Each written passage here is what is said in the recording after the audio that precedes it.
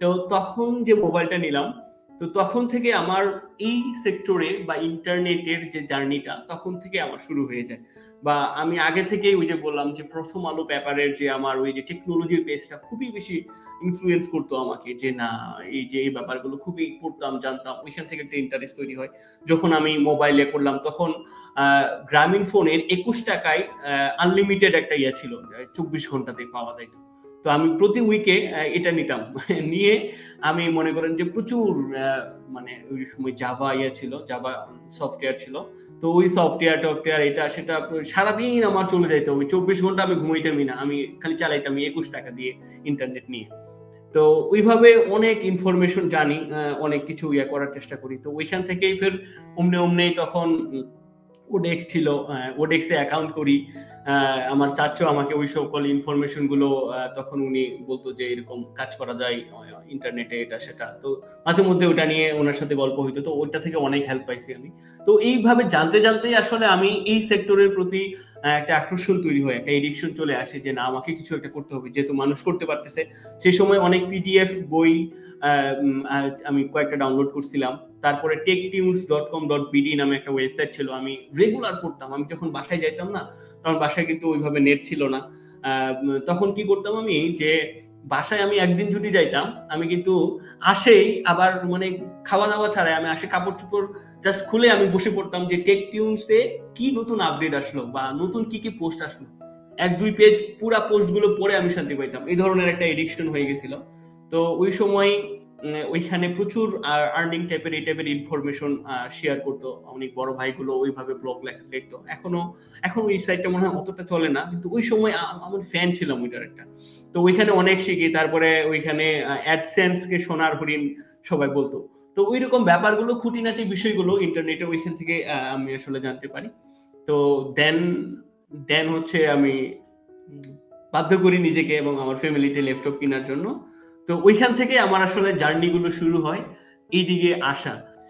তখন আমার একটা কথা মনে আছে যে আমার N72 তখন মোবাইল কিনি আর কি। N72, N71 এই মোবাইলগুলোতে মাল্টি অ্যাপ্লিকেশন চালানো যেত, সিম্বিয়ান সফটওয়্যার চলতো।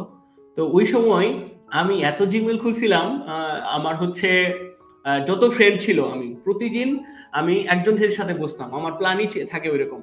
হ্যাঁ, এবং ওই সময় জিমেল বিক্রি করা যেত 3 টাকা, 4 টাকা, 5 টাকা পর্যন্ত একটা জিমেল বিক্রি করা যেত। তো আমার প্ল্যান ছিল যে আমি এর সাথে আজকে বসবো, বসে ক্লাসের সময় ওর মোবাইলটাতে আমি 5টা জিমেল খুলবো, মানে 10টা জিমেল খোলা যেত ওই সময়। 5টা হইলো টেক্সে, 5টা হইলো ভয়েস কলে। তো 5টা জিমেল খুলবো ওর মোবাইলে। তো ওর সাথে ক্লিয়ার। আরেকদিন আরেকজনের সাথে বসবো।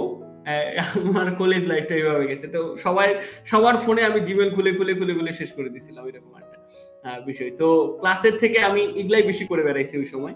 তো করতে করতে এই তো শুরুটা ওইখান থেকেই, এইভাবে ল্যাপটপ কিনা পর্যন্ত আর কি। ল্যাপটপটা আসলে কি করে কিনলেন? বাসায় আসলে ওইরকম বলা হয় নাই, যে পর্যন্ত মোবাইলে কাজ করতাম খুব একটা বলা হয় নাই ওইভাবে।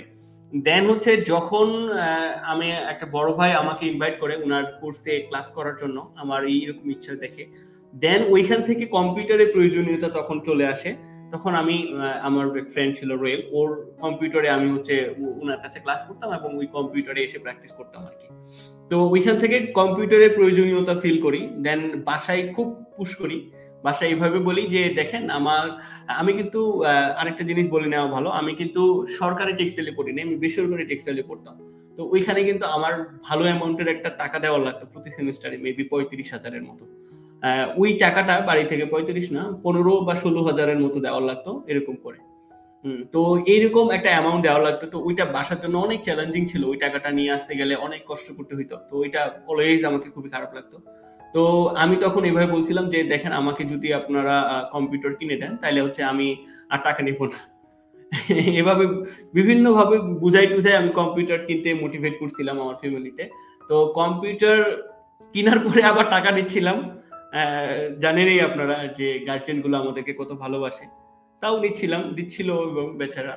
তো ওইভাবে কম্পিউটারটা কিনে আমার একটা এখানে এখনো মনে আছে যে ওই সময় ওই যে ডলেন স্যার বা এরকম অনেক কোম্পানি কিন্তু অনেকভাবে ভর্তি করায় টাকা নিত মানুষের আর কি। ওই সময় ওই দিনগুলো ছিল আর কি, বা ওইরকম অনেক কোম্পানি আসছিল।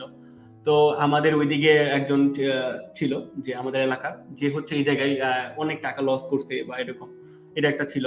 তারপরে আমার এক চাচু বলে যে কম্পিউটার কিনে দিলে আমি গলায় কম্পিউটার ঝোলাই নিয়ে বেড়াবো, দেখাই নিয়ে বেড়াবো, এরকম অনেক কথা শুনতে হয়। তারপরেও আমার আম্মু আমাকে এটাতে হেল্প করে অনেক, আব্বু অনেক হেল্প করে। তো মেবি জমি এগ্রিমেন্ট এরকম কিছু একটা করে কম্পিউটার কিনছিলাম।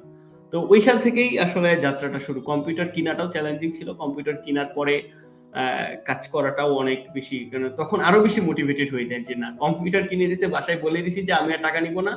হ্যাঁ, প্রতিবারে বাসায় টাকা নিতে গেলে এটাই শুনাইতো যে তুই তো আর টাকা নিবি না, ফের কেন, এটা সেটা। তো ওই জায়গাটাতে আরো বেশি ইয়া ছিল আর কি, একটা জেদ উঠে গেছিল যে না, কিছু একটা তো করতেই হবে।